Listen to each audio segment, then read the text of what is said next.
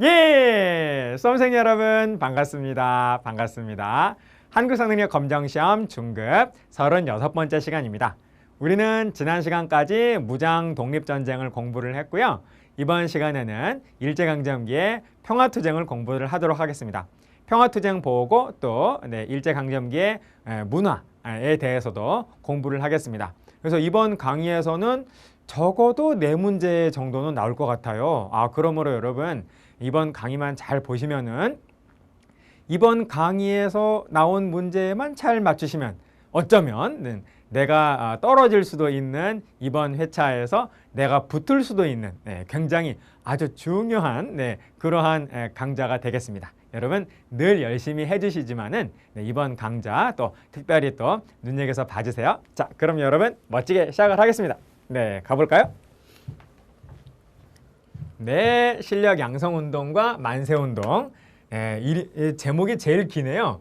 실력 양성운동에서 한 문제, 그리고 만세운동, 즉 3.1운동의 계보를 잇는 학생과 시민들의 운동이 되겠습니다. 즉 60만세운동과 광주학생 항일운동, 여기서도 한 문제, 그리고 민족유일당운동, 민족유일당운동의 결과로 탄생한 민족유일당이 뭐라고요? 신간회. 신간회 반드시 한 문제. 그리고 우리 일제강점기의 우리 민족의 문화, 또 한 문제. 그러므로 한 문제.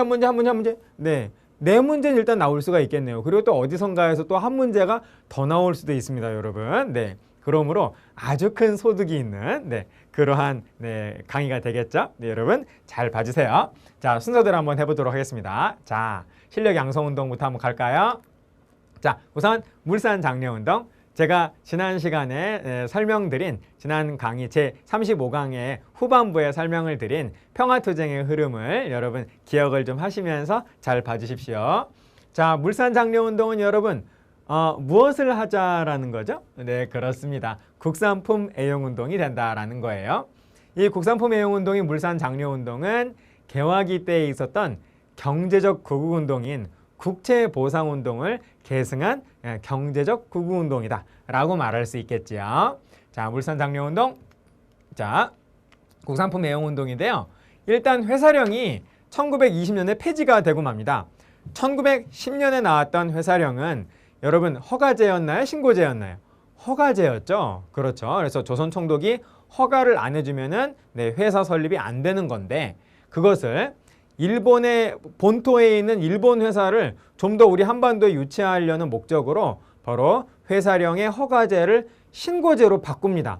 그거를 뭐라고도 표현을 하냐면 회사령 폐지라고도 표현을 하잖아요. 그러면서 일본 회사가 좀 더 쉽게 우리 한반도에 들어올 수 있게 되었는데, 아무튼 회사령 폐지의 결과 우리 한국 회사도 회사가 설립이 매우 수월해졌다라는 겁니다. 그래서 한국 회사가 좀 더 많이 생겼다라는 거죠. 거기에다가 일본 상품에 부과하던 관세마저도 폐지가 될 것이다 라고 하는 그런 소문이 막 도는 거예요. 그러니까 일본의 상품에 부과하던 관세가 없어지면 더더욱 일본 상품이 보다 더 유리해지겠죠. 이러한 상황 속에서 한국 상품을 사주자라고 하는 그런 운동이 일어나게 되었다라는 겁니다. 여러분, 개화기 때 국제보상운동은 대구에서 시작이 되어서 서울 찍고 전국으로 확산되었죠. 물산장려운동도 공통점이 있습니다. 서울이 아닌 다른 도시에서 시작이 되어가지고 서울 찍고 전국으로 확산되었다라는 겁니다. 여러분, 거기가 어디죠? 평양이라는 겁니다. 평양. 평양. 평양에서 시작이 되어서 바로 서울을 중심으로 해서 전국적으로 확산되는 그런 어떤 과정을 겪는다라는 것이죠. 조선물산장려회가 중심이 되어서 활동을 하고요. 그리고 이러한 표어들, 조선 사람 조선 것으로 우리가 만든 것 우리가 쓰자라고 하는 이런 표어 나오면 딱 여러분 뭘 기억하셔야 된다고요? 물산장려운동을 기억을 해 주셔야겠습니다. 자, 그런데 여러분 방해 안 하면 일제가 아니죠. 일제가 당연히 방해 공작을 하고 그리고 우리가 국산품 많이 사주니까 국산품의 가격이 올라갑니다. 이거를 일부 한국 회사가 이거를 악용을 해가지고 이때 한몫 잡으려고 하는 그런 모습도 보인다라는 거예요. 그러자 사회주의 쪽에서 이건 뭐 하는 거냐, 이거 열심히 국산품 사준다 할지라도 우리 국민들한테 도움이 되는 게 아니다. 일부 한국 회사에 돈만 벌어주는 그런 어떤 결과를 가져온 것밖에 안 된다라고 하면서 사회주의 계열이 아주 강하게 비판을 했다라는 겁니다. 이해되시죠? 네. 개화기 때 국채보상운동은 사회주의의 비판이 없어요. 그때는 사회주의가 없지 않습니까? 네. 그래서 온 국민이 다 같이 국채보상하려고 그랬는데 우리 민족 가운데에서 물산 장려운동 때만큼은 사회주의 어느 한쪽에서는 비판이 있었다라고 한 걸 기억을 해 주십시오. 자, 그럼 이번에는 밀립대학 설립운동을 보도록 하겠습니다. 물산 장려운동이나 밀립대학 설립운동이나 모두 민족주의 계열에서 주로 1920년대 초반에 추진을 한 그러한 운동이 되겠죠. 당시 1차 조선교육령까지는 한국인이 대학 설립을 못하는 거였어요. 그런데 이것이 뭐로 바뀌냐면 대학 설립이 허용되게 됩니다. 그러자 이제야말로 우리가 대학을 세우자라고 하는 그런 운동을 전개해 나가게 되겠죠. 조선교육회가 제안을 해가지고 조선밀립대학 설립 기성회가 조직이 됩니다. 그래서 바로 이 단체가 이제 중추적인 그런 어떤 추진기관이 되는데요. 정말 돈이 필요하다라는 거예요. 여러분 대학 설립할 때 한두 푼 들어가겠습니까? 그래서 1,000만 원을 모금하기 위한 만들기 위한 1,000만 원 모금 운동을 전개를 했어요. 그래서 한민족 1천만이 한 사람이 1원씩이라고 하는 그런 어떤 표가 이때 나왔습니다. 우리가 잘 정리하지 않으면요, 이 표는 꼭 국채보상운동 같은 그런 느낌을 줍니다. 아니라는 겁니다. 아니라는 거예요. 일제강점기에 밀립대학 설립운동 당시에 등장한 모금운동 표다라는 겁니다. 기억해 주세요. 자, 가뭄과 수해로 그래서 이런 어떤 천재지변 때문에 돈을 내고 싶어도 모금운동에 참여하고 싶어도 못 내는 사람들이 참으로 많았고 방해하지 않으면 일제가 아니죠. 방해공작으로 실패했고요. 이러한 밀립대학 설립운동의 명분을 없애기 위해서 일제가 경성제국대학, 한국인도 다닐 수 있는 경성제국대학을 1924년에 설립을 해서 밀립대학 설립운동의 취지를 없애려고 했다라는 겁니다. 결국 만들어지게 되고요. 이 경성제국대학에 다니는 한국인은 대체로 친일파 아들, 친일파 자손, 친일파 자손이 대체로 다니게 된다라는 겁니다. 이 당시에는 그랬다라는 거예요. 자, 이번엔 문맹퇴치운동 보도록 하겠습니다. 역시 민족주의 계열에서 주로 이제 많은 노력을 했는데요. 문맹이라고 하는 거는 맹은 이제 눈이 멀다라는 그런 뜻이잖아요. 그래서 문맹은 글을 모르는 사람이라고 하는 그런 의미도 되겠고요. 또 글을 모르는 상태, 많은 사람들이 글을 모른다라고 하는 현재의 상태를 또 문맹이라고 표현할 수 있겠습니다. 그러한 상태를 없애자라고 하는 운동이 바로 문맹퇴치 운동이 되겠어요. 주로 일제강점기의 대표적인 우리 민족신문 두 군데에서 문맹퇴치 운동을 전개를 했는데요. 조선일보와 동아일보가 되겠습니다. 그런데 조선일보가 전개한 문맹퇴치 운동과 동아일보가 전개한 문맹퇴치 운동은 일단 이름이 달랐어요. 조선일보에서는 뭐라고 했냐면 문자보급운동이라고 했다라는 겁니다. 그러므로 조선일보가 전개한 문맹퇴치운동이 문자보급운동이었다라는 것이죠. 자, 그리고 동아일보의 분화로드 운동은 문맹퇴치운동보다는 조금 더 넓은 범위였습니다. 농촌계몽운동이었다라는 거죠. 그래서 지식인이 농촌으로 가서 바로 농촌을 계몽하자라고 하는 좀 더 넓은 범위가 된다라는 겁니다. 그 속에 문명퇴치운동도 있는 것이죠. 여러분 이해되시죠? 분화로드는 러시아어라고 하죠. 분은 인투, 속으로라는 뜻이고 나로드는 민중, 피플이라는 그런 뜻이라고 합니다. 그래서 나로드 운동은 민중 속으로 어느 정도 깨어있는 지식인이, 엘리트 계층이 민중 속으로 들어가서 민중을 살리고 그리고 민중을 계몽하자라고 하는 그런 운동이 나로드 운동이 되겠다라는 것입니다. 자, 그래서 각각의 운동 때 나왔던 이 표를 또 보시면요.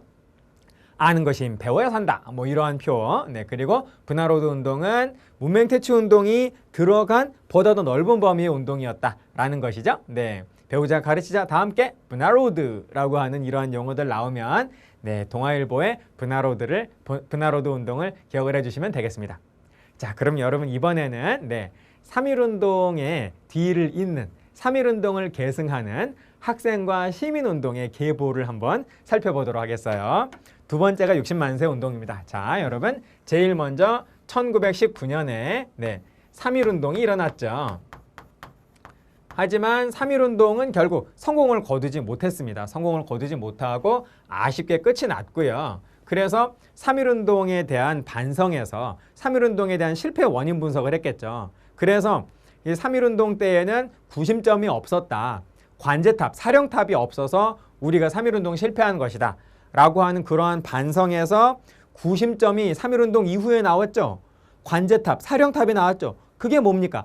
대한민국 임시정부 아니겠습니까? 네, 그리고 그래서 이제부터는 더욱더 잘하자라고 하는 그런 노력을 하면서 3.1운동 실패했으니까 다음번에 한 번 더 제2의 3.1운동을 당연히 추진을 했겠죠. 여러분 우리 고3이 정말 열심히 공부해가지고 수능시험을 봤는데 아깝게 내가 원하는 내가 목표로 했던 대학교에 떨어졌다. 그러면 여러분 뭐 합니까? 재수하죠. 네, 그거와 마찬가지로 3.1운동 정말 아쉽게 실패로 끝났으니까 한 번 더 해가지고 제2의 3.1운동을 한 번 더 해서 이번엔 진짜로 성공하자라고 하는 제2의 3.1운동을 추진을 했겠죠. 네, 당시 우리 국내 지도자들이 그런 어떤 추진을 했을 겁니다. 그래서 탄생한 게 바로 1926년에 바로 이 60만세 운동이라는 거예요. 자, 그런데 여러분 이 60만세 운동은 제2의 3.1운동을 추진했던 그런 어떤 취지가 무색할 정도로 60만세 운동은 아주 소규모로 끝나고 말았습니다. 그 이유는 일본의 그 수사, 사전 수사가 너무나 치밀했어요. 그래서 다 잡혀가 버렸다라는 겁니다. 그래서 원래의 목표하고는 다르게 아주 소규모로 끝나고 말았다라는 것이죠. 네. 자, 그래서 3.1운동은 일단 1919년 3월부터 5월까지 대체로 국내에서 3개월 동안 걸친 이런 장기간의 그런 어떤 투쟁이었다라고 본다면 60만세 운동은 1926년 6월 10일 이날 하루가 하루였다라고 볼 수가 있다라는 거예요. 그래서 단기간에 끝났다라는 거죠. 그리고 3.1운동은 지난번에 3.1운동 얘기할 때 이런 말씀 드렸었습니다. 지구상에서 한국인이 살고 있는 모든 곳에서 3.1운동이 일어났다. 그랬었죠. 그래서 국내뿐만이 아니라 그러니까 전국 방방곡곡 뿐만이 아니라 국외로까지 퍼져나간 전 세계로 퍼져나간 운동이 3.1운동이었던 데 반해서 60만세 운동은 서울 6월 10일 날 서울에서 잠깐 하고 그냥 아쉽게 종료가 된 그런 운동이었다라고 볼 수 있다라는 겁니다. 이유는 일제의 탄압이 너무 심해서 일제의 아주 치밀한 사전수사로 인해서 전부 다 60만세 운동 전에 잡혀가 버렸다라는 겁니다. 우리 지도자들이 그렇다라는 거죠. 그리고 일단 3.1운동과 60만세 운동은 모두 공통점이 있어요. 왕의 죽음으로 우리의 왕의 죽음으로 시작이 됩니다. 정순, 헌철, 고순으로 조선 왕조의 계보가 끝나잖아요. 정순, 헌철, 고순. 정순, 헌철, 고순이라는 겁니다. 3.1운동은 누구의 죽음? 고종의 죽음으로. 고종의 인산. 고종의 장례식. 왕의 장례식을 인산이라고 표현을 하잖아요. 그래서 3.1운동은 고종의 죽음을 계기로 해서 일어났고요. 그리고 60만세 운동은 조선 왕조의 27대 군주 마지막 왕인 순종, 순종 당시에는 대한제국이니까 순종 황제가 되겠죠. 고종 황제의 죽음, 순종 황제의 죽음으로 마지막 왕인 순종의 죽음으로 일어난 것이 바로 60만세 운동이 되겠다라는 겁니다. 그래서 순종은 창덕궁에서 살다가 죽었기 때문에 창덕궁, 서울의 창덕궁이 바로 60만세 운동의 이제 진원지, 진원지였다라는 거죠. 그래서 그 60만세 운동 전에 이 많은 우리 지도자들이 다 잡혀가가지고 학생들이 바로 창덕궁에서 시작을 했는데 학생들보다도 일본 그 경찰들이 더 많았어요. 그래서 이렇다 할 만한 그 어떤 큰 어떤 효과를 내지 못하고 결국 끝이 나고 말았다라는 겁니다. 그래서 그 이후에 3.1운동을 계승한 다 계승이 된 건데 3.1운동 이후에 최대 규모의 민족운동이 1929년에 광주학생 항일운동이거든요. 이런 식으로 갑니다. 광주학생 항일운동. 이거는 왜 이렇게 그 규모가 커질 수 있었냐면요. 사전 준비 단계가 없었어요.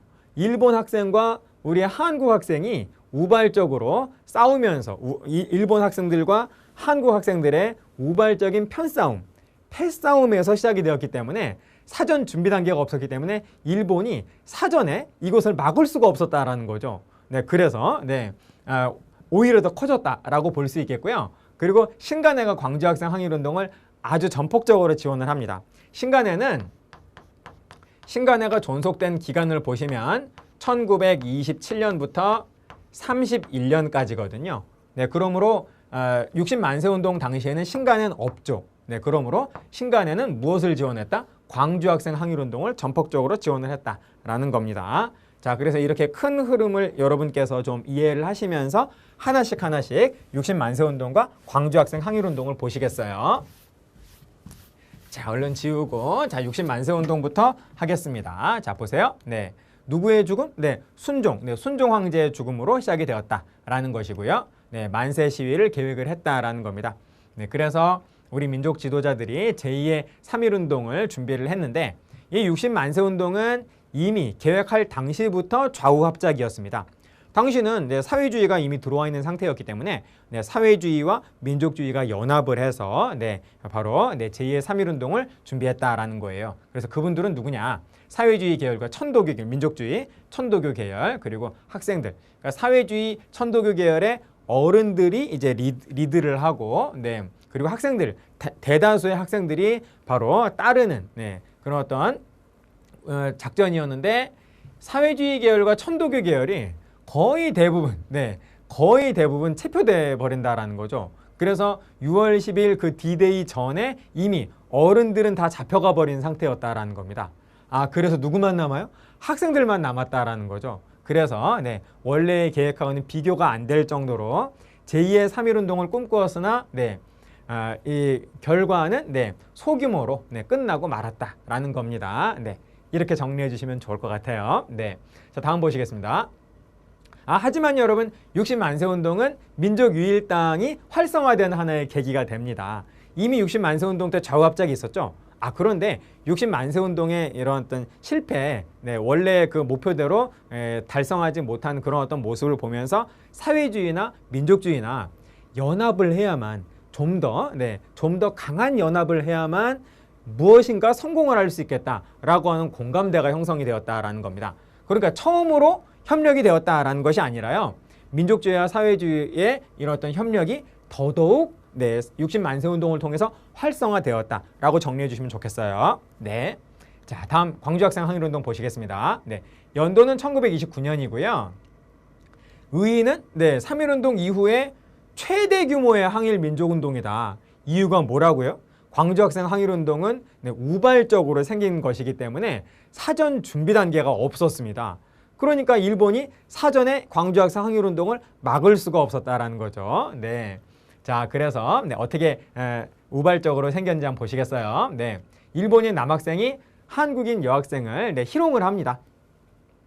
광주 바로 옆에 나주가 있거든요. 그래서 나주의 학생들이 기차, 칙칙폭폭 기차를 타고 광주로 통학을 하는 그런 어떤 학생들이 정말 많았습니다. 그래서 광주에서 학교 공부를 마치고 이제 집으로 귀가하는 길에 나주역에서 일본인 남학생 후쿠다라고 하는 남학생이 한국인 여학생의 이 머리 한쪽을 이렇게 머리를 양쪽으로 땄는데 한쪽을 이렇게 잡아당긴 거예요.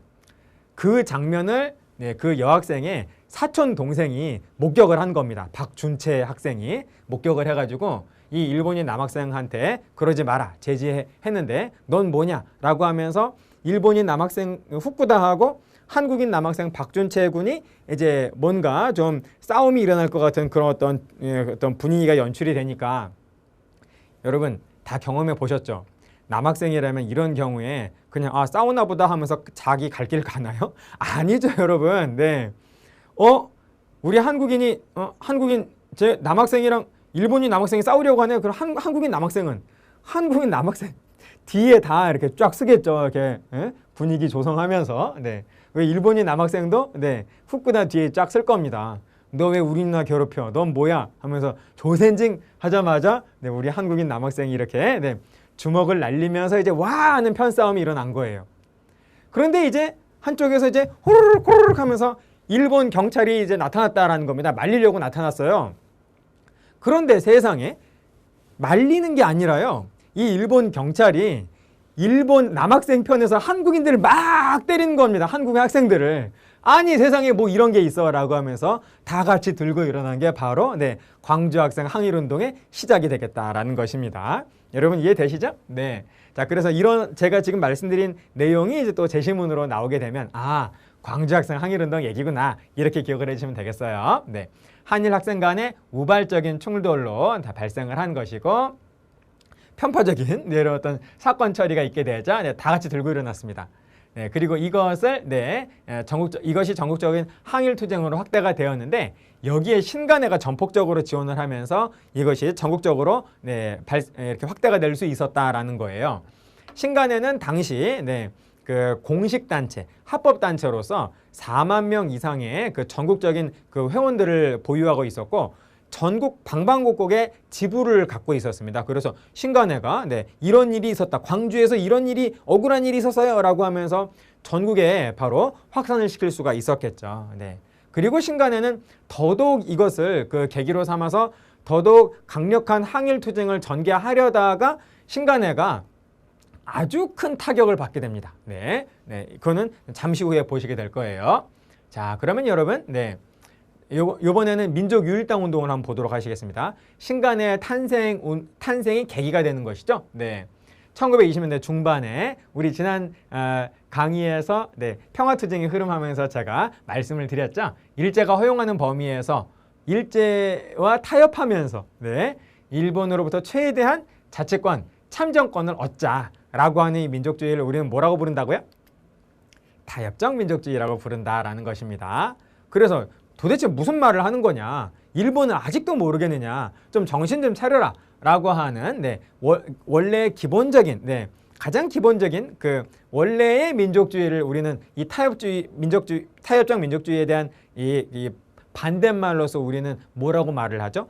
비타협적 민족주의라고 하지 않습니까? 그래서 이 이후에는 민족주의 세력이 타협적 민족주의와 비타협적 민족주의로 나누어지게 되고 타협적 민족주의가 점점 더 일본의 지원을 받으면서 점점 더 세력이 커지게 되자 비타협적 민족주의는 위축을 받게 되고 그러자 역시 위축되고 있었던 사회주의와 연합을 하게 된 게 바로 민족유일당 운동이다. 그랬었죠. 자, 한번 보시겠습니다. 자, 민족유일당 운동은 좌우합작이다 그랬었습니다. 그래서 좌익과 우익이 합치는 건데 좌익은 당연히 사회주의고 그리고 우익은 타협적 민족주의 아니면 비타협적 민족주의. 합치는 사람들은 당연히 비타협적 민족주의죠. 계기가 있다 그랬었어요. 먼저 우익 쪽에서 그 전까지는 우익 단체는 민족주의자만 가입을 하고 사회주의 단체는 사회주의자만 가입을 했는데 이제는 좌우합작의 단체가 우익 쪽에서 만들어졌다라는 겁니다. 조선민흥회. 그러자 좌익 쪽에서도 무슨 선언하죠? 여러분 기억나십니까? 무슨 선언? 정우회 선언. 그것이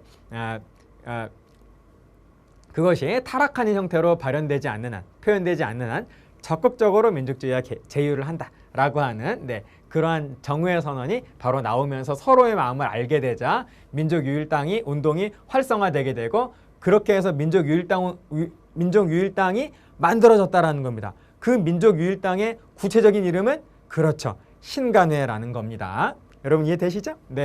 자, 그래서 이제 우리는 신간회에 대해서 우리가 좀 더 세부적인 내용을 보도록 하겠습니다.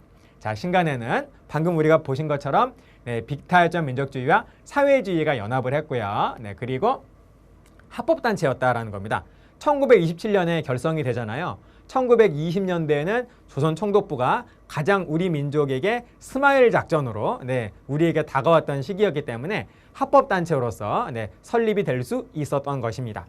자, 그 다음 3대 강령. 신간회는 이제 만들어지면서 3대 강령을 내놔요. 앞으로 이런 식으로 하자라고 하는. 자, 제일 먼저 제발 좀 정신 좀 차리자.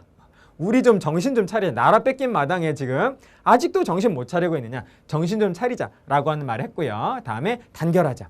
여러분 그래서 민족유일당, 좌우합작, 단결하자. 단결로 만들어진 게 신간회이기 때문에 더더욱 단결을 강조하게 되겠죠. 다음, 기회주의를 배격한다. 여러분 신간회가 그토록 혐오하고 그토록 배격했던 기회주의는 도대체 누구죠? 무슨 민족주의죠? 네, 타협적 민족주의다라는 겁니다. 그러므로 신간에는 타협적 민족주의, 바로 이들을 기회주의자라고 하면서 아주 강하게 배격을 했다라는 겁니다. 이해되시죠? 네. 자, 또 어떤 활동을 했는지 한번 보시겠습니다. 네. 강연회와 연설을 통해서 네, 민족 계몽과 민족의식을 고취하고, 그리고 이런 어떤 우리 편에서 소작쟁이, 노종쟁이, 또 동맹휴학, 네, 이런 어떤 활동들을 아주 강하게 지원을 합니다.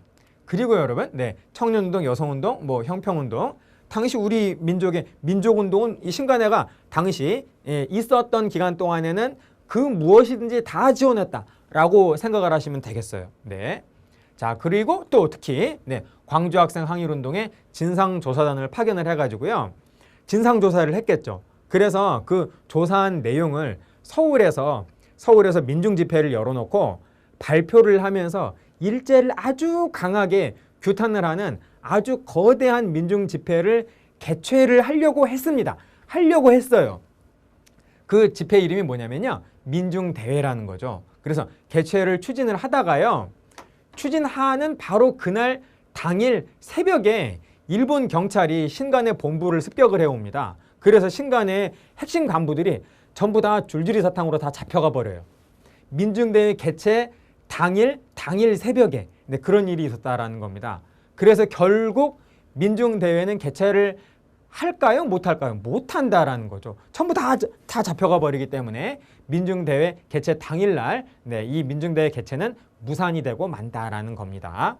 자, 그러면서 신간에 간부들이 빈자리가 많이 생겨요. 전부 다 지금 네, 감옥 안에 들어가 있기 때문에. 그래서 새로운 인물들을 그 간부의 자리에 영입하는 과정에서 신간회가 그토록 배격하고 그토록 혐오했던 기회주의자라고 부르던 그런 타협적 민족주의의 세력이 일부 신간회 안으로 핵심 간부의 자리에 앉게 된다라는 겁니다.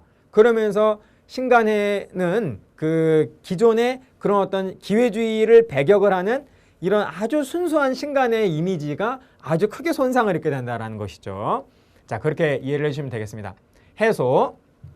당시 신간에는 해산을 해소라고 불렀어요. 네, 지도부가 우경화 됐다. 자, 이 말은 무슨 말이냐면 신간의 지도부의 민족주의자들 가운데에서 비타협적 민족주의가 아니라 타협적 민족주의가 일부 들어와 가지고 네, 신간의 순수 이미지가 깨졌다라고 하는 그런 의미가 되겠습니다. 코민테르는 당시 네, 모스크바에 본부가 있었던 네, 소련이 사회주의를 전 세계에 예를 들어서 그 복음 전파하듯이 네, 이렇게 종교 전파하듯이 사회주의를 전파하기 위해서 만든 네, 사회주의 전파 본부가 바로 코민테른이 되겠습니다. 코민테른이 바로 조선공산당도 지시하고 또 일본에 있는 일본공산당도 그리고 중국에 있는 중국공산당도 계속 네, 지시를 위에서 내리고 있는 그런 어떤 기구였는데, 그러니까 쉽게 생각해서 사회주의의 당시 유엔이다라고 생각을 하시면 되겠어요. 네. 이제 여기에서 이 국제공산당이 이런 어떤 지도부의 우경화의 모습을 보면서 이제 그만 민족주의와 이제 잡았던 손을 놔라라고 하는 그런 어떤 지시를 사회주의 쪽에다가 내리게 된다라는 겁니다.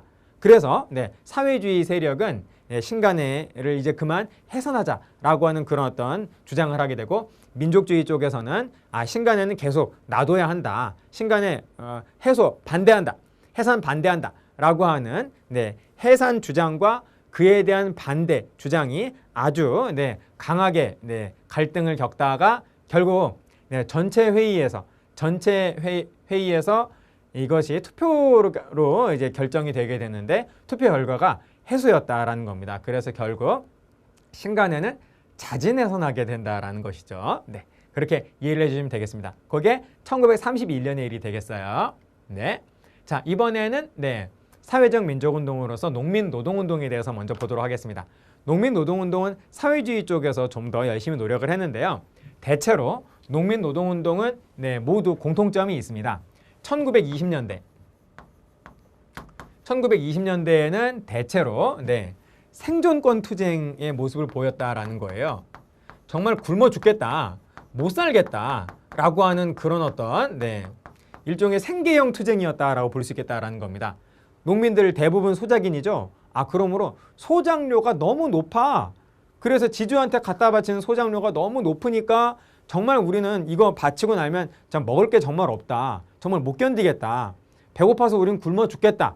소장료를 낮춰달라라고 하는 생존권 투쟁을 전개했고, 그리고 노동자들은 월급이 너무 작다. 이거 갖고 어떻게 살란 말이냐. 그리고 일하는 시간이 너무나 길다. 결국 우리는 과로사한다 라고 하면서 일하는 시간 줄여달라, 즉 근로조건 개선해달라, 또 월급을 또 올려달라라고 하는 생존권 투쟁을 전개했다라는 겁니다. 그러다가 1930년대가 되면요, 1930년대 이후의 모습이 되면 우리가 왜 이렇게 생존권이, 생존이 위협받는 상황이지? 잘 생각해 보니까 그건 근본적인 원인이 일본 때문이잖아요. 그래서 이것이 어떻게 전개가 되냐면 항일 민족운동으로, 일종의 독립운동으로 이렇게 전개가 된다라는 겁니다. 그래서 항일 민족운동의 모습을 보이게 된다라는 것이죠. 자, 그리고 이 1920년대 대규모의 농민운동과 대규모의 노동운동이 있었습니다. 그거 두 개가 뭐냐면요, 대규모의 농민운동은 암태도 소작쟁이가 있어요. 1920년대라는 거 기억해 주십시오. 소작쟁이니까 소작인들의 투쟁이죠. 소작인들의 투쟁. 네, 대표적인 1920년대 농민투쟁이 되겠습니다. 소작료를 낮춰달라라고 하는 그런 운동이었고, 그리고 노동운동은 뭐가 있냐면 원산 노동자 총파업이 있다라는 거죠. 원산에 노동자들이 일본인 현장 감독이 우리 한국인 노동자들을 너무나 자주 너무나 심하게 때리니까, 구타를 하니까, 그리고 그런 여러 가지 이유들로 인해서 월급 그런 것들로 인해서 다 같이 들고 일어났다라는 겁니다. 요게 암태도 소작쟁이는 1923년이고요. 그리고 원산 노동자 총파업은 1929년입니다. 역시 1929년이니까 신간회가 도와줬겠죠. 그런데 여러분, 암태도 소작쟁이는 결국 승리합니다. 그래서 소장료가 낮아지고요. 농민들이 원하는 대로 거의 대부분 되고요. 그리고 원산 노동자 총파업은 노동자가 파업을 하게 되면 월급도 안 들어오죠. 여러분, 당시 노동자 돈이 많은 사람 있을까요? 없다라는 겁니다. 매달 월급이 늘 그날 벌어 그날 먹는, 그날 하루 벌어 하루 먹는 그런 어떤 삶을 전개하는 분들이 바로 당시 이분들이었는데, 파업 오랫동안 하면은 결국 못 버티게 되는 거죠. 자기도 굶지만 자기가 먹여 살려야 하는 식구들도 전부 다 굶게 되지 않겠습니까? 그래서 신간회와 많은 단체들이 바로 경제적인 어떤 물심양면으로서의 지원을 했지만은 결국 힘이 닿지 못해서, 결국 힘이 오랫동안 가지 못해서 결국 4개월 만에 결국 파업을 철회하고 맙니다. 그러므로 원산 노동자 총파업은 결국 실패했다라고 볼 수가 있겠어요. 물론 역사적 의의는 남습니다. 하지만 일단은 암태도 소작쟁이는 우리의 승리, 그리고 원산 노동자 총파업은 실패, 이렇게 일단 기억을 해주시고, 모두 이 두 개의 운동은 1920년대에 있었다라고 기억을 해주시면 좋겠습니다. 자, 그리고 또 어떠한 것들이 있냐면요, 역시 또 1920년대에 조선 노농총동맹, 노동자와 농민 총동맹이라고 하는 이러한 단체가 1924년에 만들어지고요. 이것이 점점 규모가 커지면서 세분화됩니다. 농민은 농민, 그리고 노동자는 노동자, 이런 식으로 해서 좀 더 전문화된다라는 거죠. 조선 농민 총동맹과 1927년에, 역시 같은 해인 1927년에 조선 노동 총동맹으로, 노동자, 농민들끼리 싸워서 이렇게 나눠진 게 아니라 좀 더 전문화된 투쟁을 한 겁니다. 요게 모두 1920년대가 되겠고요. 그리고 이것이 이제 1930년대 이후에 민족 말살 통치 시기가 되면은, 자, 이제는 요것이 아무리 여러분 이런 어떤 농민 총동맹과 노동 총동맹은 합법 투쟁을 이제 중점적으로 했습니다. 특히 1929년에 원산 노동자 총파업, 여러분, 파업이라고 하는 것은 불법인가요? 합법인가요? 엄연한 합법입니다. 여러분, 노동자한테는 노동 3권, 근로 3권이 있죠? 단결권, 단체 교섭권, 단체 행동권. 그래서 여러분, 단체 교섭이 잘 안 되면 단체 행동으로 나갈 수 있다라는 게 바로 근로 3권, 노동 3권 아니겠습니까? 단체 행동권이 바로 파업이죠. 네, 그러므로 파업이라고 하는 이러한 합법적인 방법을 통해서 투쟁을 해본들 결과는 실패, 뻔하다. 일제강점기에서 조선 총독부가 만들어 놓은 자신들이 통치하기 위해서 만들어 놓은 그 법의 테두리 안에서 아무리 열심히 노력을 해본다 할지라도 그것은 의미가 없다라고 하는 것을 모두가 이제 인식을 하게 된다라는 겁니다. 그래서 여러분 독립운동이라는 것 자체가 조선 총독부가 만든 법의 기준에서 봤을 때는 당연히 불법 아니겠습니까? 합법적인 조선 총독부가 만든 그 법의 테두리 안에서 뭔가 한다라고 하는 건 아무 의미가 없다라는 것을 깨닫게 된 이들은 이제 불법 투쟁, 비합법 투쟁, 그 법의 영역 바깥으로 나아가는 좀 더 적극적인 투쟁을 벌이게 된다라는 겁니다. 그래서 이들은 이제 둘 다 똑같아요. 비합법적 농민조합 운동, 그리고 또 비합법적 노동조합 운동으로 이렇게 전개가 되어 간다라는 거죠. 이 선은 방금 말씀드린 대로 이 선은 1931년이 되니까요. 여기는 1920년대, 그리고 여기는 1930년대 이후의 상황이 된다라는 겁니다. 그리고 사회주의가 매우 강하게 이 부분을 지원을 했기 때문에 이 비합법적 농민조합운동은 또 혁명적 농민조합운동 또는 사회주의의 색깔은 붉은색이잖아요. 적색 농민조합운동이라고 부르기도 하고 노동조합운동도 마찬가지입니다. 혁명적 또는 적색 노동조합운동으로 이렇게 점차 발전을 해가면서 좀 더 적극성을 띠게 된다. 좀 더 적극적이고 공격성을 띠게 된다라고 여러분 이해를 해주시면 되겠습니다. 되셨죠, 여러분? 자, 그러면 이번에는 얼른 지우고요. 이제 이번에는 소년운동을 보시겠습니다. 어린이. 당시 어린이는 사회적 약자로서 좋은 대우를 받지 못하고 있었기 때문에 어린이들의 권익 신장을 위한 운동을 전개했다라는 거예요. 천도교 소년회에서 소파 방정환 선생님, 여러분 어린이날 하면 딱 방정환 선생님 딱 떠오르죠?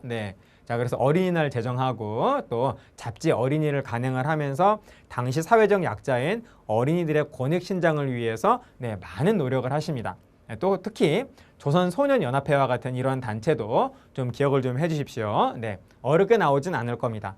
자, 이러한 단체들이 이제 제시문이나 또는 보기에서 나오게 된다면 무엇이다? 일제강점기의 소년운동을 여러분 기억을 해주시면 되겠다라는 겁니다. 다음에 여성운동. 여러분 지금이야 여성은 우리 현대사회, 우리 사회에서는 새로운 지배계급 아닌가요? 그런데 이 당시 일제강점기에 조선 총독부의 그 통치 하에서의 여성들의 삶은 정말 너무나 힘든 삶을 사셨다라는 겁니다. 당시 사회적 약자였다라는 거예요. 당신은. 그래서 이 여성운동 역시 또 매우 활발한 운동이 전개가 되는데요. 가장 대표적인 여성운동 단체가 바로 근우회입니다. 그런데 여러분 근우회는 신간회의 자매단체예요. 그러므로 신간회와 운명을 함께한 좌우합작단체다라는 겁니다.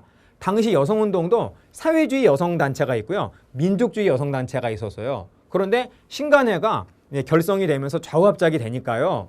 사회주의 여성단체하고 민족주의 여성단체도 합쳐서 근우회를 만든다라는 겁니다. 그러니까 신간회가 결성이 되면서 근우회도 만들어지고 그리고 신간회가 해소될 적에 근우회도 해산을 했다라는 겁니다. 그래서 신간회와 운명을 함께한 좌우합작의 여성단체 이름은 근우회. 무궁화꽃 친구들, 그는 무궁화 근자예요. 무궁화꽃 친구들 모임 그런 뜻입니다. 근로, 노동하고 여러분 헷갈리시면 안 돼요. 무궁화꽃이라는 뜻입니다. 자, 다음 형평운동. 당시 1894년 갑오개혁으로 이미 계급은 소멸했죠. 그런데 백정에 대한 차별은 여전했다라는 겁니다. 그래서 모두가 다 저울처럼 똑같이 평등하게 잘 사는 그러한 사회를 만들자라고 하는 그런 어떤 형평운동이 전개가 되었는데 백정들이 중심이 되어가지고 조선형평사라고 하는 이러한 형평운동을 하는 단체를 조직을 했다라는 것이죠. 전국적으로 확대가 됩니다. 이런 어떤 모습. 다음 보시면 이번에는 이제 문화 쪽으로 가가지고 한국사 연구. 개화기 때부터 있었던 우리 민족주의 계열의 또 사회주의 계열의 일제강점기 사회주의도 있으니까요. 한국사 연구에 대해서 이제 일제에 맞서서 어떠한 한국사 연구를 했었는지 또 살펴보도록 하겠습니다. 이거 안 나오면 실제 시험에서 우리 한능검에서 이 부분 안 나오면 한능검 시험이 아니다 라고 해도 과언이 아닐 정도로 반드시 한 문제는 꼭 나온다라고 생각하시면 되겠습니다. 단재 신채호 선생님은 어느 회차건 간에 그냥 무조건 한 문제는 쥐고 있는 분이다. 박은식 선생님 역시 마찬가지고요. 네, 그래서 한 문제는 그냥 꼭 나온다라고 생각을 하시면 그냥 속이 편합니다. 네, 자, 한국사 연구 일단 아주 나쁜 역사관부터 먼저 한번 말씀을 드리겠습니다. 식민사관. 자, 식민사관. 역사를 바라보는 관점을 뭐라 그러죠, 여러분?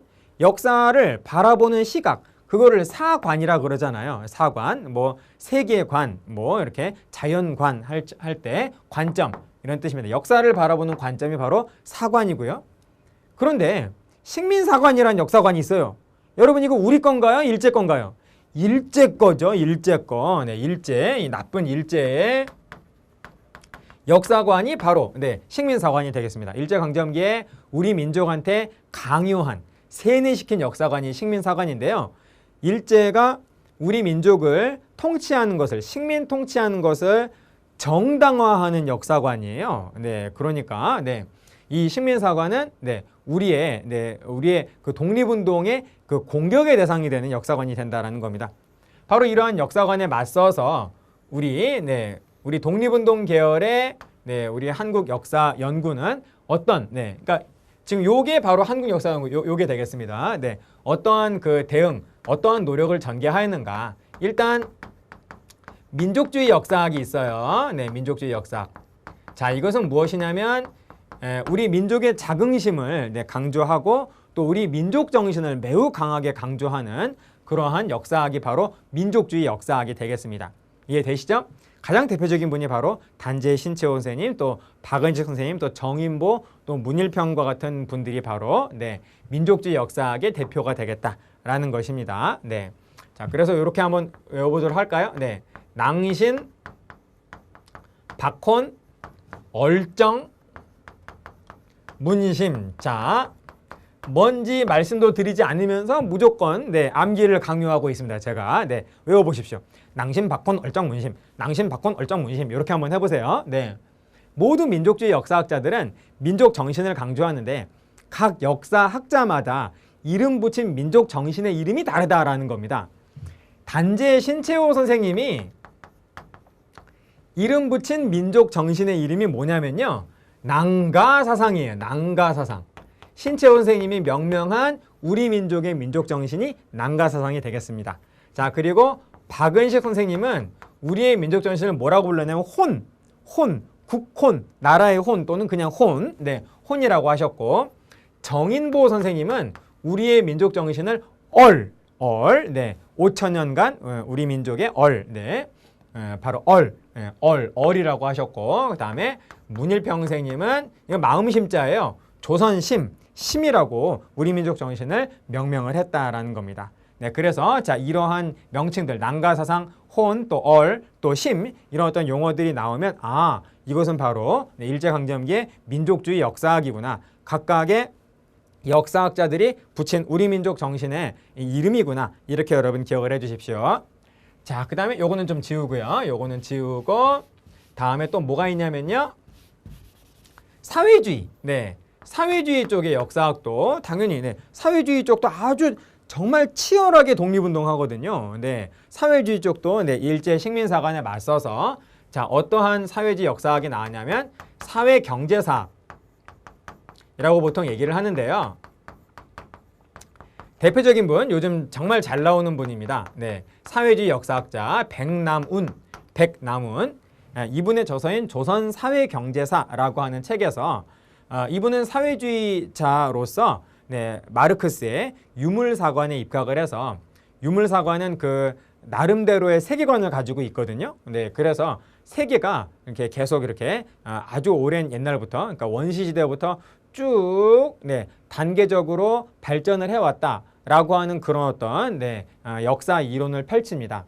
그래서 사회주의자인 백남훈 선생님 역시 바로 마르크스의 유물사관에 입각해서 우리 조선의 역사, 그러니까 우리 한국의 역사 역시 마르크스의 유물사관과 똑같이 네, 마르크스의 그런 세계사의 보편적 발전 법칙을 그대로 우리 한국사 또한 따르고 있다라고 하는 그런 주장을 하셨다라는 거예요. 그래서 우리 민족의 역사는 단 한순간도 멈추지 않고 정체되지 않고 쭉 발전해 왔다라고 하는 그런 주장을 하셨습니다. 식민사관 가운데에서 대표적인 식민사관 가운데 하나가 정체성론이 있어요. 한국의 역사는 정체되어 있다라고 하는 게 정체성론이거든요. 그래서 이 정체성론에 의하면 우리 한국, 우리 민족의 역사는 중세가 없대요. 네, 중세가 없답니다. 네, 자 그래서 이 정체되어 있다라고 하는 그런 어떤 네, 주장을 하면서 일본이 식민 지배를 하면서 정체되어 있던 한국 민족의 역사를 발전시키고 있는 중이다라는 게 바로 정체성론이라는 겁니다. 여기에 맞서서 우리 백남훈 선생님의 이 사회경제사학이 바로 식민사관 가운데 하나인 정체성론을 아주 맹렬하게 비판을 했죠. 네, 우리 한국 민족은 정체되어 있지 않고 계속 발전하고 있다라고 하면서 식민사관의 정체성론을 강렬하게 비판을 했다라는 것입니다. 하나가 더 있는데 실증사학. 우리 한국사를, 우리 역사를 보다 실질적으로 증명하려고 하는 이러한 실증사학도 네, 우리 독립운동 계열의 네, 역사학이라고 볼 수가 있겠습니다. 이병도, 손진태와 같은 분들이 대표적인 분들이고요. 이 실증사학의 대표적인 단체는 진단학회라고 하는 이러한 단체가 있다라는 것이에요. 식민사관 단체도 있습니다. 식민사관 단체도 어떤 단체가 있냐면요. 조선사 편수회. 식민사관으로 그냥 똘똘 뭉친 식민사관 1세의 그 우리 한국의 역사책 하나를 얘들이 내놔요. 그 책 이름이 조선사입니다. 이 조선사라는 역사책을 편찬을 하는 단체, 당연히 네, 조선총독부 산하의 네, 식민사관 네, 일제 단체가 되는 거죠. 네, 그러니까 일본인 역사학자와 친일파 역사학자들이 여기 다 모여가지고 네, 조선사라고 하는 그런 어떤 식민사관, 예, 우리 한국 역사책을 네, 만드는 그런 어떤 노력을 했다라는 겁니다. 자, 그리고 또 청구학회라고 하는 역사학회 역시 네, 식민사관 역사단체였다. 이렇게 기억을 해주시면 되겠어요. 자, 여러분 이 부분 정말 중요하니까 여러분 잘 정리해서 네, 꼭 네, 하실 수 있도록 하십시오. 자, 다음 보시면 조선학운동이라고 하는 내용도 또 우리가 또 봐줘야 되겠습니다. 자, 이게 무슨 말이냐면요. 네, 우리의 한국 문화 바로 다시 보기, 한국 문화 재조명 운동이다 라고 볼 수가 있다라는 겁니다. 네, 어떤 그 얘기냐면요. 1836년에 실학자 중에서 뭐 가장 네, 유명하신 분 다산 정약용 선생님이 1836년에 서거하셨어요. 네, 다산 정약용 선생님이 돌아가셨다라는 겁니다. 정약용 서거. 그래서 당시 상황은 네, 1934년이었습니다. 조선운동이 일어난 상황은 1934년. 네. 왜냐하면 2년 후인 1936년은 네, 당시로서는 미래의 일이에요. 네, 2년 후의 일이 되는데 정약용 서거 100주년. 정약용 서거 100주년이 되는 해거든요. 그래서 1934년에 우리 네, 독립운동 계열의 역사학자 분들께서 2년 후면은 정약용 선생님 서거 100주년인데 우리 뭔가 해야 되지 않을까? 라고 하면서 바로 1934년에 시작한 운동이 바로 네, 조선화 운동이다라는 겁니다. 그래서 정약용 선생님의 그 문집,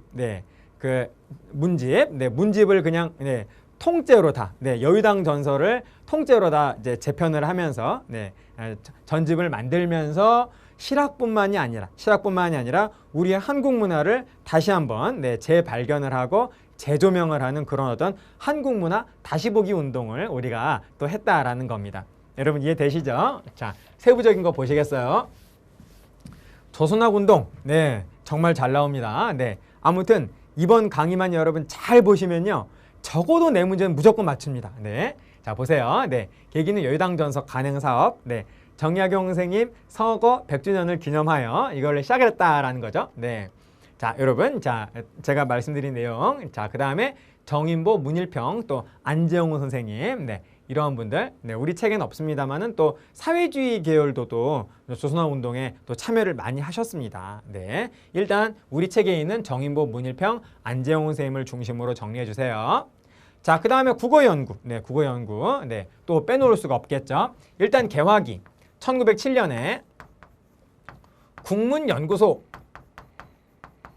라고 하는 당시 대한제국 네, 학부 산하의 네, 오늘날의 교육부죠. 대한제국 교육부라고 말할 수 있는 대한제국 학부 산하의 국문연구소라고 하는 국어연구 단체가 국어연구 기관이 있었습니다. 대표적인 분 두 사람만 두 분만 한번 두 사람만 한번 이렇게 딱 꼽아보면 주시경 또 주경 선생님 한 분만 제가 네 그냥 적겠어요. 네. 지석영이 있는데 지석영은 그 친일 행위를 하거든요. 네, 그래서 국문연구소 하면 주경 선생님이 주로 나오십니다. 네, 친일의 대표. 네, 개화기부터 친일을 했었던 지석영은 웬만하면 네, 안 나온다라는 거죠. 네, 주시경 선생님이 중심이다라고 생각을 해주세요. 네, 주시경 선생님의 국어문법이라고 하는 자 이러한 책도 주시경 선생님이 만드셨다라는 겁니다. 자, 그런데 이제 일제강점기가 됐어요. 주시경 선생님은 젊은 나이에 요절합니다. 너무 그 의욕적으로 네, 강의와 그런 이런 어떤 네, 저술을 하시다 보니까 과로사합니다. 정말로 과로사하셔요. 네, 그래서 일제강점기에 우리 국어를 연구하고 계승하는 모든 국어학자들은 대부분 주시경 선생님의 제자라고 볼 수가 있겠습니다. 주시경 선생님의 제자들이 중심이 되어가지고 이제 요거는 일제강점기입니다. 네, 한일합방이고 1921년에 국문연구소의 국어연구를 계승을 하는 국어연구단체가 만들어지게 되는데 슬프게도 일제강점기에 국어 그러면 일본어거든요. 네, 그래서 네, 일제강점기에 우리 국어 그러면 일본어니까 네, 국어연구회 그러면 여러분 안 되잖아요. 네, 그래서 네, 조선어 연구회 가 탄생하고요. 이 조선어 연구회는 네, 크게 활동을 두 개를 잡습니다. 뭐냐면 일단 네, 잡지 한글을 간행해요. 네, 한글이라고 하는 잡지를 간행을 하고 그리고 네, 한글날을 제정을 합니다. 근데 이때는 한글날이라고 안 하고 우리 한글 할 때 대체로 각야, 거겨 뭐 그러잖아요. 네, 그래서 한글날을 그 당시에는 뭐라고 불렀냐면 네, 각야날이라고 했어요. 그래서 각야날 제정하고 잡지 한글 간행한 것이 바로 조선어 연구회가 되겠습니다. 그런데 1931년에 조선어 연구회가 바뀌어요. 조선어 학회로 바뀝니다. 조선어 연구회의 후신이다라고 볼 수가 있겠죠. 네, 그래서 한글이 네, 간행이 중지되고 있다가 다시 이것을 또 간행합니다. 재간행했다라는 거죠. 그래서 한글을 간행했다. 그러면 조선어 연구회의 활동도 맞고 조선어 학회 활동도 맞습니다. 네, 그리고 그 당시에는 표준어가 네, 맞춤법이 네, 우리 국어에 맞춤법이 통일되어 있지 않았었어요. 그래서 맞춤법 통일안 또 내놓고 또 표준어 네, 무엇이 표준어다 이것이 바로 표준어다라고 하는 네, 표준어 표기법도 네, 통일을 하려고 했었겠죠. 네, 했고 네, 그리고 뭐 외래어 표기법도 뭐 마찬가지고요. 네, 당시 1931년 그 조선일보의 그 문자 보급운동 네, 이렇던 당시 문맹 퇴치 운동이 굉장히 활발했기 때문에 바로 조선학회의 이 회원들이 이 국어학자들이 바로 네, 강습회를 다니면서 문맹 퇴치에 굉장히 많은 노력을 했다라는 겁니다. 가장 결정적인 게 뭐냐면요. 여러분 이때 우리말을 계속 발전시키고 계속 살리려면은 국어 대사전이 필요하겠죠. 그래서 이것을 우리말 큰 사전이라고 하는 국어 대사전을 간행하려고 하신다라는 거예요.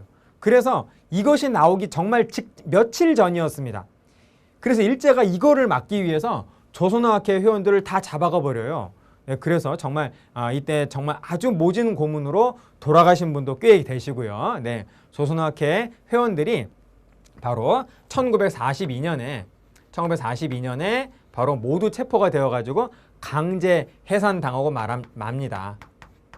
치안유지법 위반으로 잡혀 들어가요. 그래서 그 제목이 뭐냐면 내란죄였다라는 겁니다. 네, 치안유지법의 내란죄로 모두 다 처벌을 받으면서 조선어학회는 강제 해산되는 그런 어떤 아픔을 겪는다라는 거죠. 그래서 우리말 큰사전은 일제강점기 이때 1942년에 발간을 하려다가 발간 직전에 이것이 무산되면서 해방 후에 바로 나오게 된다라는 것입니다. 자, 이 정도 봐주시면 되겠고요. 자, 그 다음 자, 조금만 더 보실까요?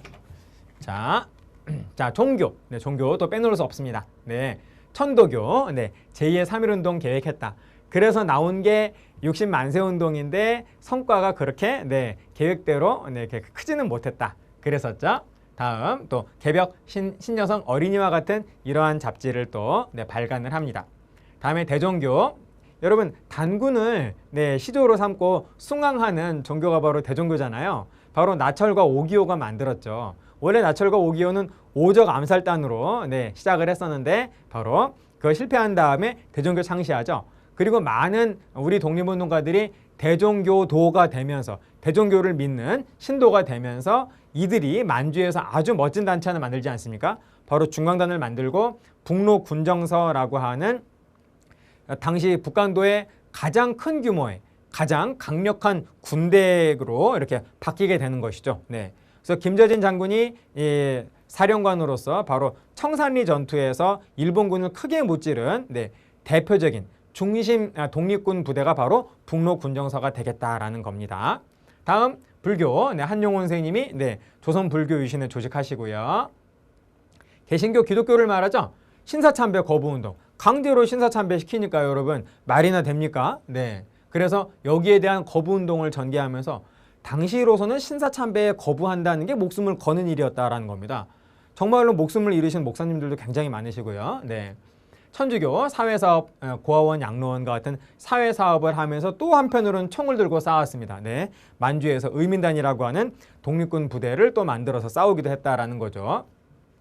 그러니까 여러분 천사는 정말 자유로운 분이면서 또 한편으로는 악마하고 싸우지 않습니까? 천사는. 그러니까 당연히 그런 어떤 모습을 보이셨다라는 거예요, 이분들. 네.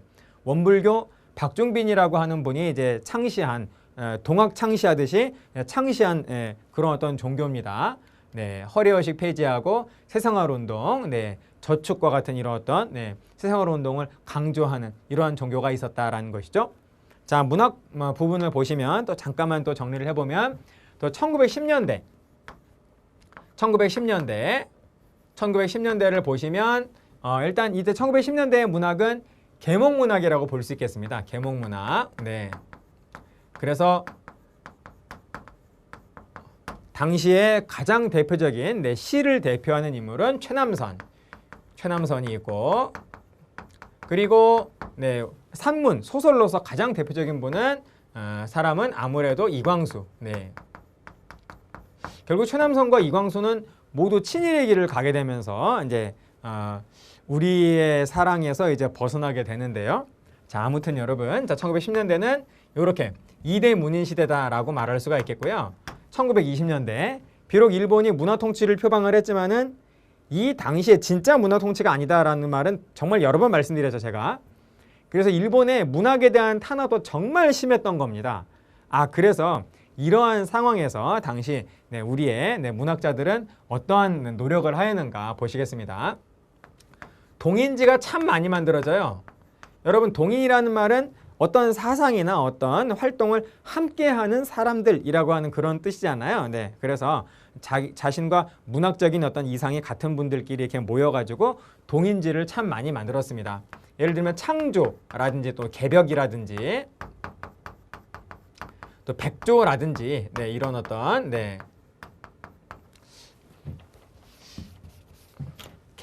개벽은 그 천도교에서 만든 잡지라고 볼 수 있어서 개벽은 일단 빼겠습니다. 폐허라든지 또는 백조라든지 이러한 동인지가 1920년대 초반부에 굉장히 많이 만들어지게 된다라는 것이죠.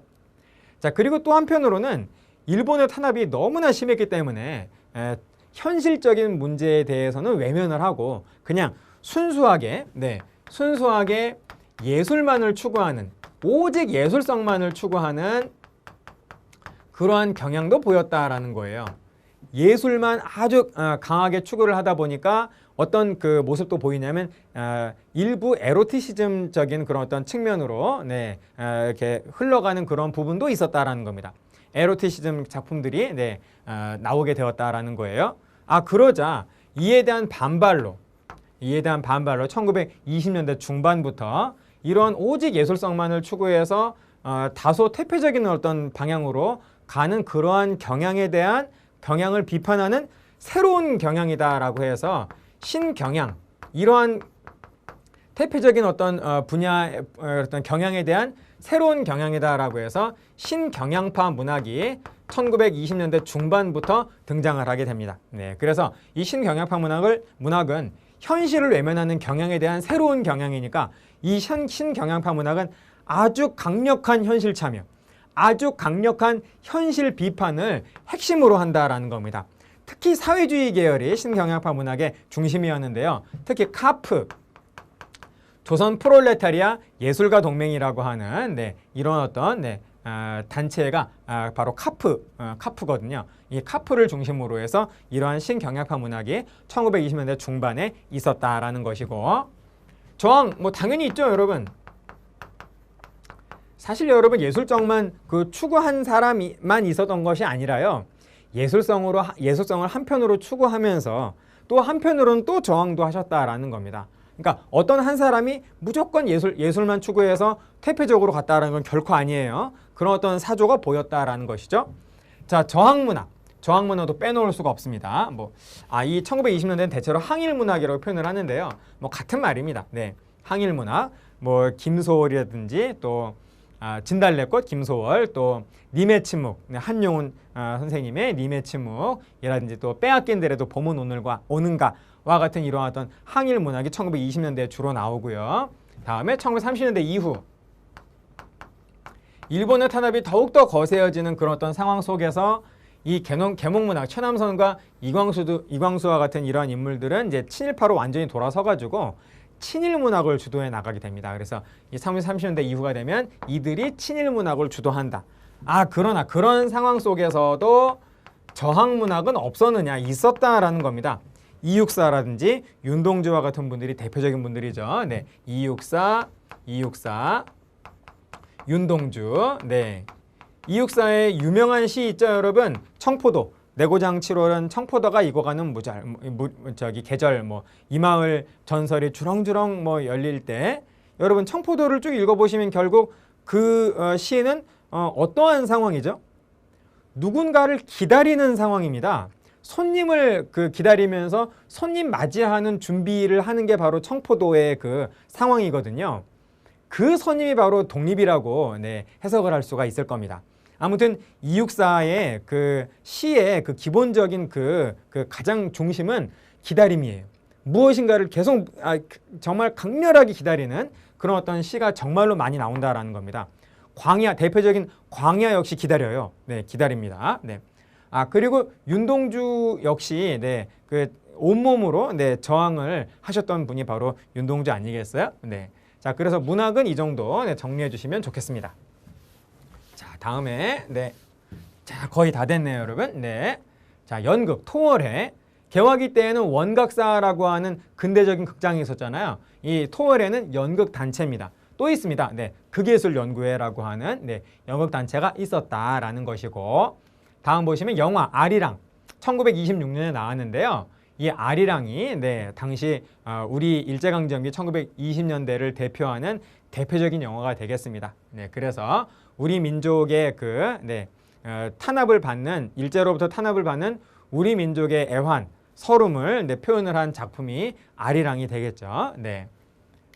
이 아리랑을 제작하고 그리고 감독하고 각본까지 쓰고 그리고 주연까지 하신 분이 바로 일제강점기의 영화인 가운데 대표자인 나운규, 춘사 나운규가 되겠어요. 아리랑 나오면 여러분 1920년대 그리고 일제강점기라는 걸 여러분 기억하시면서 동시에 나운규까지 같이 기억을 해주십시오. 여기까지입니다. 이번 우리 강의에서 진짜로 많은 내용을 한꺼번에 쫙 봤는데요. 많은 내용을 한 만큼 그만큼 시험 문제에서도 네, 많이 출제가 됩니다. 적어도 4문제, 5문제까지도 나올 수 있는 아주 중요한 부분을 했으니까 제가 슬라이드에서 설명드린 내용만 잘 일단 정리하시면은 일단 대비가 되고요. 그것을 바탕으로 해서 책의 내용, 노란 형광칠이 되어 있는 내용까지 같이 보신다면 아주 훌륭한 대비가 된다라고 볼 수가 있겠습니다. 여러분 꼭 잘 정리하셔가지고 여러분 것으로 만들어 주세요. 마치겠습니다.